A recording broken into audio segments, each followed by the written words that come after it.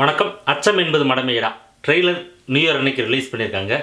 சிம்பு அவர்களுக்கு இந்த 2016வது வருடமாவது எந்த விதமான பிரச்சனையும் இல்லாமல் எல்லா படங்களும் கரெக்டாக ரிலீஸ் ஆகி வெற்றி பெற என்னுடைய வாழ்த்துக்கள். எல்லாம் வல்ல இறைவனை பிரார்த்தனை பண்ணிக்கிறேன்.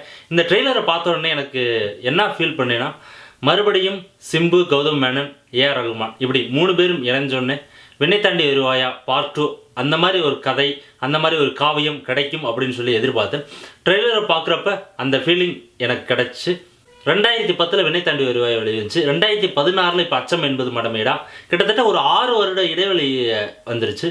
இந்த 6 வருட இடைவெளியில் சிம்பு அந்த அச்சம் என்பது மடமேடா இதில் பார்க்குறப்ப அந்த விண்ணை தாண்டி வருவாயில் பார்த்த அதே சிம்பு தான் இதுலேயும் தெரியுது. அதே இளமை, அதே மிடுக்கு எல்லாமே இருக்குது. என்ன கொஞ்சம் லைட்டாக உடம்பு போட்டது மாதிரி தெரியுது. மற்றபடி சிம்பு அதே எங்கே இருக்கிறது மாதிரி தான் ஒரு ஃபீலிங் கிடைக்கிது. மஞ்சிமா மோகன் இந்த படத்தோட ட்ரெய்லர் பார்க்குறப்ப அஞ்சலி மாதிரி தெரியுது ஒரு சாடையில். பார்க்கலாம் படம் ரிலீஸ் ஆனதுக்கப்புறம் இவங்களோட நடிப்பு எல்லாம் எப்படி இருக்குது அப்படின்னு சொல்லிட்டு.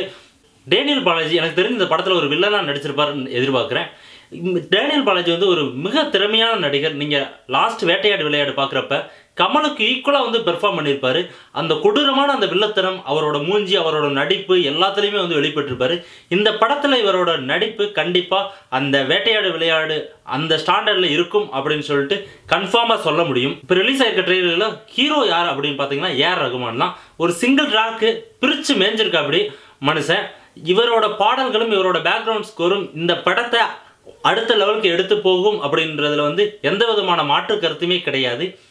மற்றபடி இது கௌதம் மேனன் படம்னால நிறைய டைலாக்கும் கொஞ்சம் ஆக்ஷனும் நிறைய காதலும் இருக்கும் அப்படின்னு சொல்லிட்டு எதிர்பார்த்து போகலாம். இந்த படத்தில் உழைத்த எல்லா கலைஞர்களுக்கும் என்னுடைய வாழ்த்துக்களை தெரிவிச்சுக்கிறேன். உங்களை படம் வெளியானதுக்கப்புறம் விமர்சனத்தோடு சந்திக்கிறேன். என்னோட இந்த விமர்சனம் உங்களுக்கு பிடிச்சிருந்துச்சுன்னா கீழே இருக்க சப்ஸ்கிரைப் பண்ணாமுங்க, எல்லாத்தையும் ஷேர் பண்ணுங்கள். நன்றி, வணக்கம்.